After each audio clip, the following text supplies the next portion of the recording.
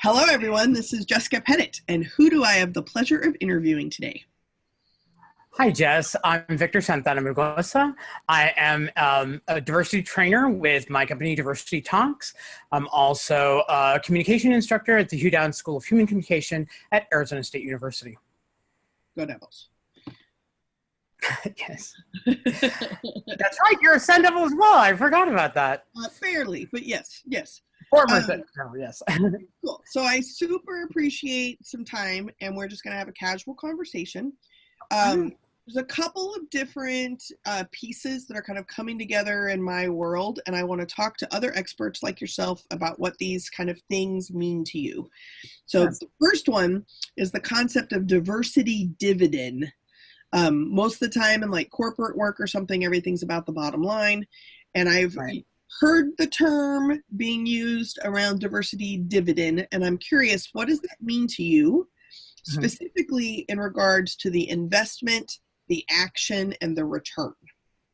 Right. So the takeaway, what you're asking about, at least for me, is the takeaway. And that's something that I'm reinventing Diversity Talks. I'm relaunching the website. And that's something I actually looked at considerably because in my background, in my previous work in student affairs, we talked a lot of theory. And we talked a lot of how does concepts and systems work, which is great. And we need to know that. And that's really important. But at the end of the day, how do I interact with you? And what can I learn from a training situation that I can take away, that I can actually use and practice? And that's actually something that I'm reinventing with Diversity Talks, in that because of my background in communication and my background in team development, infusing that with diversity training and saying, okay, these are the overall general concepts, which is, I think, a foundation where we can start with training. But then you use the word dividend, I use the word takeaway. What is it that our participants can walk away with that they in hand, so that they can say, okay, this is what I've actually learned, rather than, well, I learned about this thing called privilege or this thing called systemic oppression, but I don't really know what to do with it. And I think within our student affairs practitioners, they have such a grounding, and many of them have such an education in social justice education, that they're able to take those concepts and do something with it. But that's not everybody's audiences. I know for me, I work with nonprofit groups, I work with for-profit groups that don't have any sort of social justice background. And so these concepts are brand new to them. And so I can see why, especially from a corporate training sort of point of view, they want to walk away with a takeaway. They want to walk away with a dividend. And so for me, it's about what sort of useful skills can they walk away with at the end of the training. Yeah, that's great. Thank you. So another one floating around is asterisks, other duties assigned. And typically I see this as like the last line of a job description. Right. Gives the supervisor some flexibility of like, you now have to go do this. But how I see this coming up in a diversity context is, if you're the only one, then you're often tokenized or kind of burdened by being the assumed chair of an affinity group. And then that's exhausting. It's not rewarded often. It's certainly not paced on like how you're evaluated doing your job, let alone the time and the resources used of being the, quote, other duties assigned. How has that shown up for you, the concept? Well, I remember when I worked at Oregon State University, I was the diversity person. Yes, the official diversity person in my department, which was a very large department of about 1,000 people working in housing and dining. And when I interviewed for that position, I said, for this to work, I can't be the diversity person. It's just not going to work with one person doing all of it. And so I made it very clear that going into my job interview, that while I may be a point person and I may be a coordinator, that I will not and I cannot, and for ultimate success reasons, I cannot be the person. And so while, yes, I may head a committee, while I may coordinate, this kind of internship program, it does fall, and I talked about this in my interview, that the amount of burden that it does cost and emotional labor that diversity work does cost us is not just showing up, doing numbers, and going home at the end of the day. Oftentimes, diversity workers stay after work, stay late after work. If they have a marginalized identity that they affiliate with, oftentimes they are also the point person for other people that also identify with that identity group. And oftentimes, especially like in my background, students will go to that person and say, hey, you are a professional member and you identify the same way I do. Can I take up some of your time? And so all of that takes up emotional labor, takes up time that isn't, as you get kind of the asterisk as other duties as assigned, that never gets quantified. And so I was very, very aware that that was going to be happening. And so I talked to my supervisor. I was like, well, what kind of, not sort of compensation, but what sort of allowances are you making for this kind of position? Because it is a different kind of position and it's not a regular 9-to-5 position, that it does require a lot more investing in their time and efforts. Thankfully, my boss was really great in saying, okay, you're right. And that began a conversation, ongoing conversation, because things changed. The beginning of my job, I was responsible for 2 programs. By the time I left, I was responsible for 5 programs. Mm-hmm. And so that, thankfully, again, to my boss at the time, he was great at having that continuing conversation, saying, how has this position changed? What are the needs of the position? What are the needs of the department? And how can we best support you? And he was really great at being able to accommodate that. So for me, at least, that asterisk needs to be a conversation preemptive to the actual job assignment rather than post. Yeah. And I actually give this advice for if it's too late, you can't do it beforehand. So this is, I'm not an HR person. However, if you're supervising or managing others, or even if like some of the nonprofit work that I've done where it's very flat, there is no boss, it's just a volunteer committee, you can still have a conversation about job descriptions, even if it doesn't change what's actually institutionalized. Mm-hmm. And by having, and this may be a good segue to your background with intercultural dialogue, which I really want you to talk about. By virtue of having a conversation about how would you write what your job actually is. And then if you have a supervisor or a manager, cross-referencing the person in the position with how that is documented, where is the gap? And I think that conversation of that gap, one, can help evaluative time, resource management kind of pieces. But I think it also, you use the word compensate, which instantly is dollar bills, signs, cash, ding, ding, ding.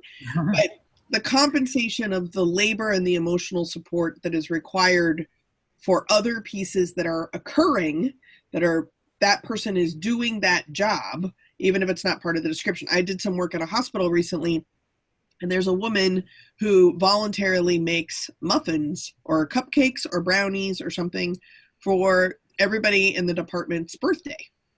That's what she does. Great. So everybody in the department calls her mom. She always brings them, etc. So I asked her at one point, I said, do you enjoy baking? And she's like, I really used to.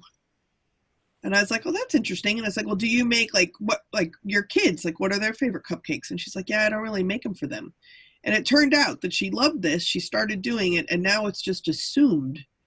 So this thing has now become kind of pressure. And she's not benefiting from it. Her family's not benefiting from it, but she has to do it at work. And everybody at work just thinks it's a cute thing she does. That's why the dialogue is really, really important. It really is. Absolutely. That dialogue can also, you talked about, if you're already in the position or if kind of the position is already laid out, to have that dialogue in an evaluative position, saying, okay, kind of where you're talking about with the gap, it's like, okay, well, where's the gap between what the needs are for the organization? What is the gap between what I'm doing and what I can do? And then kind of have that conversation, because that can also reflect in your evaluation as well. And so being able to be upfront and honest about, and having a forthright conversation about that is really important. Cool. So in our pre-survey, we talked about intercultural dialogue, gender and sexuality, race and sexuality work, and then you also alluded to something that involved hula hoops. Will you tell us about your hoops? Yes, yes. So my background actually started at Arizona State University at a now defunct office called the Intergroup Relations Center. I started just as any other average college student, didn't really know what it was. They were offering a free weekend trip to Prescott in the woods for winter break, and I thought, well, why not? And that's when I kind of got everything, all the basic education about privilege and discrimination and marginalization, all that kind of stuff. I became really, really interested. And so I became what they called an IRC groupie. And so I kind of did all of the programs, and one of the programs I really loved was called Voices of Discovery. And this is actually what I've based diversity talks off of. My my tagline, building community through dialogue, is based directly off of Voices of Discovery. It's an intergroup dialogue program where you match, I wouldn't say opposing, but different identity groups. So you have either male, female, or straight, gay, or cisgender, transgender, and they are within a curriculum setting. They spend time with each other, talking about each other and their own life and their own experiences, and learning from each other.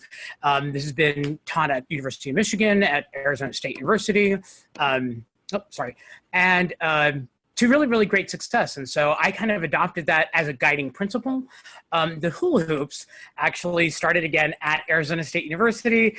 It's a great metaphor for lots of things. I use it for lenses. I created what I call a puddle jump exercise where I lay the hula hoops on the floor. It's a great visual too. People instantly get interested if you're walking in with 8 hula hoops. The very first question I get asked is always, are we going to hula hoop? I said, well, in a matter of speaking, no, yes and no.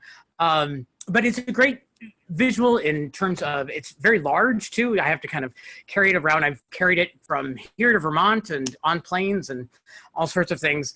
But I've noted I've used it as a really powerful tool. People are able to see the concept of identity. People are able to see the concept of worldview. People are able to see the concept of saliency, which is kind of my Diversity 101 workshop, based off those hula hoops. And so, yeah, but I remember my very first training was with my mentor, and each hula hoop, so there's 8 hula hoops, each hula hoop is an identity. And I was told to grab the hula hoop and ask the question, so define this identity for us. And I actually tell this story in my public speaking class because it's an awful story. So I get the hula hoop, my very first hula hoop, and I can't say anything. I completely freeze. And I tell people that's kind of my first diversity training experience, and I couldn't say anything. Finally, I got through it, but ever since then, I've been able to create kind of my own version of, it's being used all over the country. Anybody that kind of came out of the ASU school of thought, I've seen use the hula hoops. And now people kind of second generation. So I know I brought it to OSU, and now OSU is using it in their trainings as well. And full disclosure, so the IRC, the Intergroup Relations Office, were in charge of my job search for the job that I did actually get when I worked at Arizona State, when I ran the LGBT center there. And Thomas Walker, who is also our Kevin Bacon combination, who is Dr. Thomas Walker is at the University of Denver, and is a very good friend of both of ours. I just want to shout out to Thomas Walker. Shout out to Thomas. Well, and I think, so I'm familiar with the hula hoop activity. I just wanted other people to know about it. But what I thought is interesting is that the way you described it is also a nice transition, I guess, that you can see the concepts of identities. And one of the things that you stated that you like to steer clear of, specifically around privilege and oppression, the language and the conversation, because I would say, number one, it's harder to see that versus seeing the identity. Right. But it's also the responsibility of the client or the customer or the organization to continue the conversation and keep the follow-up going when you start invoking things you can't just see. So can you talk a little bit about... Sure. Kind of, the idea of teaching or training on privilege and oppression for me is a second, third level conversation. And so quite often I'm brought to do, 1.5 hour, 2 hour initial training. And I tell them, this is what you're going to get. If you want to kind of talk bigger picture, this is what will require that, because I'm not going to talk about systems of privilege, systems of oppression right off the bat, because people will instantly close off to that. I developed a workshop series at Oregon State University with a couple of colleagues of mine. And one thing that we were very conscious of is it was a 3-part series. And in the 3rd part, we talked about privilege. We were running it a few times. We were very conscious of the fact whose identity was being listened to. And so one of the things I know, and I've experienced for myself, in cases where there's a large majority of white audience members, straight audience members, I will be listened to differently than maybe my white colleagues will, saying the same exact words, saying the same exact concepts, but it resonates differently to them from different bodies. And so being aware of that, I tend to stay clear. I can talk about privilege to brown audiences, Black audiences for days, and there's a kind of a mutual understanding. When I've noticed in my own experience that when I talk to white audiences, there is a hesitation. Yep. And so I know I have to work either extra hard or bring in another body that resonates with them better to be able to kind of explain the concept to them so that they can be able to hear it better from them. And this has come up in some of the other interviews too, is I think it's interesting because I would call it a deficit model, but diversity trainers, I believe, should be friends with each other and supportive of each other. Yeah. One, because you need the combination of identities sometimes to reach the same crowd. And specifically as a white person doing anti-racism work, I get questioned all the time, why are you making your life so hard? And I'm like, that's actually white privilege is what that is that if I didn't do this, my life would be like cake, right? Crazy. Right. But there are also audiences where I can engage in a conversation like you just said that you can't without receiving that defensive-ness. So I receive kind of side looks, usually from visible folks of color, and they're like, what are you going to teach us about racism? But what's fascinating to me, right, is that I can then talk to folks of color about privilege when it comes to religion, sexual orientation, dominant identities they may not have thought about, which is fascinating, right? And often also why we're hired in pairs so that we can kind of... Exactly. Yeah, I love co-teaching because of that very concept, is because you can bounce off identity groups, you can bounce off ideas, you can bounce off energy groups. I know for me, I rarely will start a conversation on privilege on race. I think that's one of the most dangerous places to start if you're going to start the conversation. I don't start with LGBT stuff. Same thing. Right. I usually will start with something that usually everybody in the room typically can visually see. So I'm pretty much, for the most part, able-bodied. I don't have to, and that's something that they can get their heads around. Do you have to think about how you're going to enter a door? Do you think about how you're going to read something? Do you think about, no. And so that's a good foundation work that I can start from. Then I go to gender, then I go to LGBT. Finally, we hit race. And even then, even after all that prep work, I'll still get some hesitation. Excellent. Great. It's just about... All right. So then something that we don't necessarily know about you, which I imagine gets assumed about you quite a bit, we have in common. And that is no hablo español. Yes, that's very true. I have to disclose. Sorry, go ahead. I was going to say, what is that like navigating? No one assumes that I speak Spanish until I tell them I'm from Texas. But I bet they assume you speak Spanish way often. Absolutely. More often than me. What I say is, even though I come in this packaging, don't assume that I am anything or do anything. I also, if the opportunity allows, I like to tie this in with transgenderism and saying how we assume bodies just because of their outward appearance and not to be able to assume that. But yeah, I also say, I pronounce my name beautifully, Victor Santana-Melgoza. That's about as Spanish as I get. I don't I don't speak a but it also, for me, it's important to name it.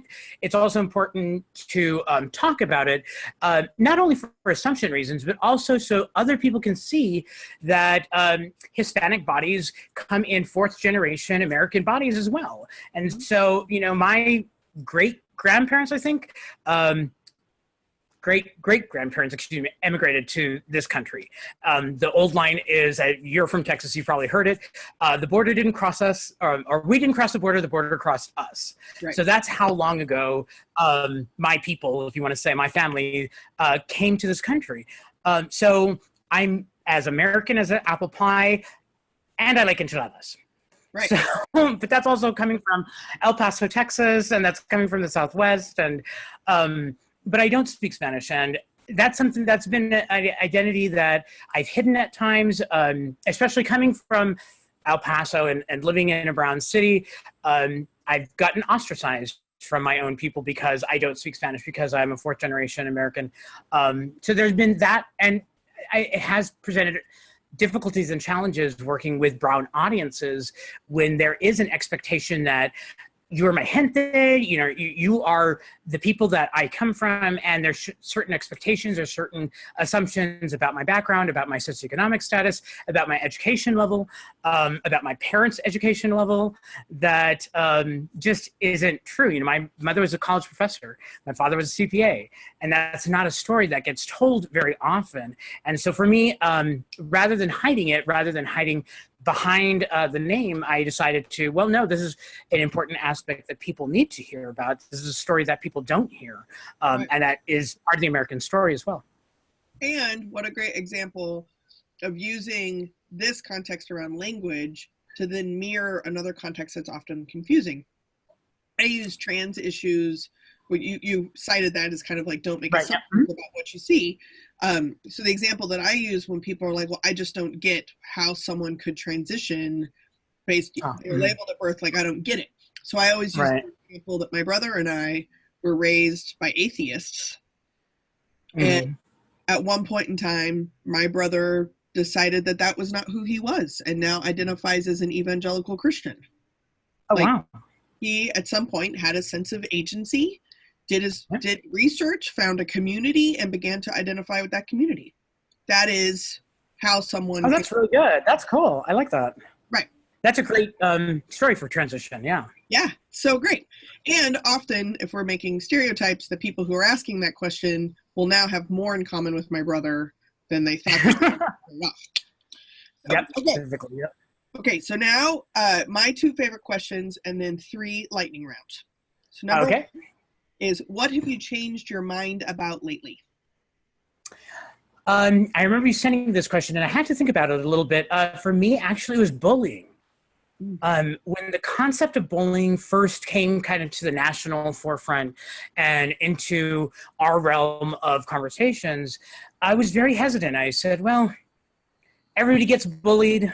That's just kind of one of life's teenage tribulations that you kind of get through, and it toughens you up. It was actually a really, really long time before I took it as an honest conversation.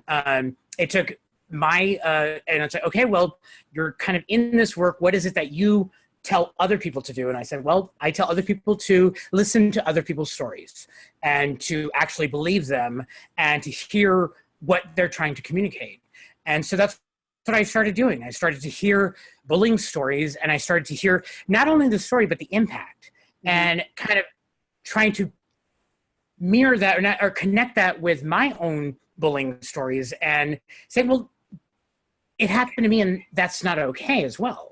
Just because it happened 20 years ago doesn't make it any less okay, and it shouldn't be okay. And so what this movement, this kind of anti-bullying movement is valid. And because I was able to tap into that, because I was able to hear the bullying stories from real people and really hear the impact that it made on them, I was able to kind of change my viewpoint on that.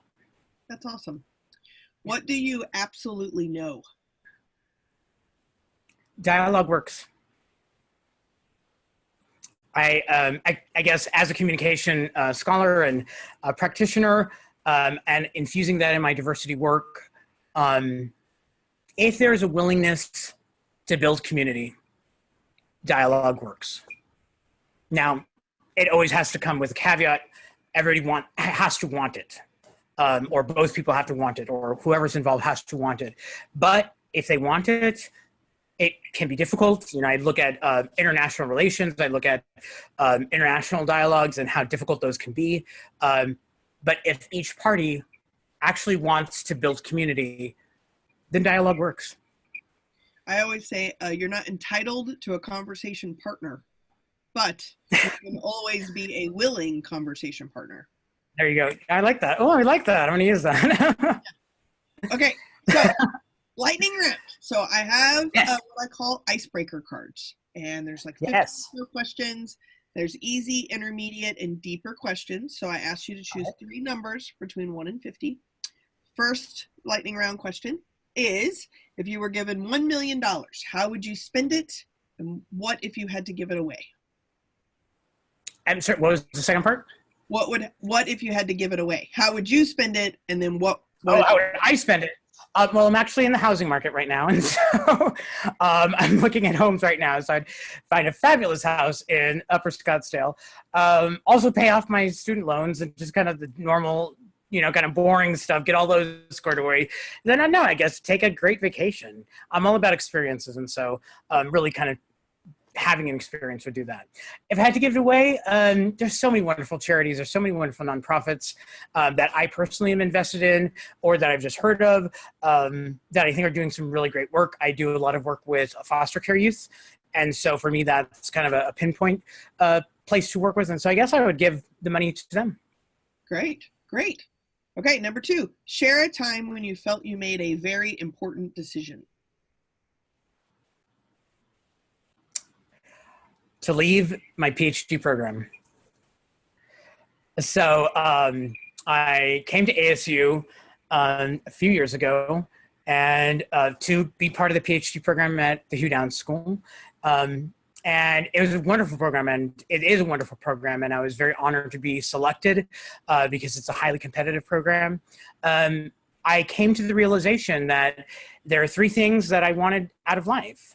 1, to stay in Phoenix because I love the city. 2, to continue teaching, and 3, to make a difference. And when I sat down with myself, I said I can do all those things without a PhD. And the way the PhD program is set up at ASU is they prepare you to be the next great researcher. That's not necessarily what I want out of my life. I want to be a good teacher, and I want to be a good instructor for lots of different kinds of students. And so when I made that kind of settling decision, I felt really great. It was a weight lifted off of me.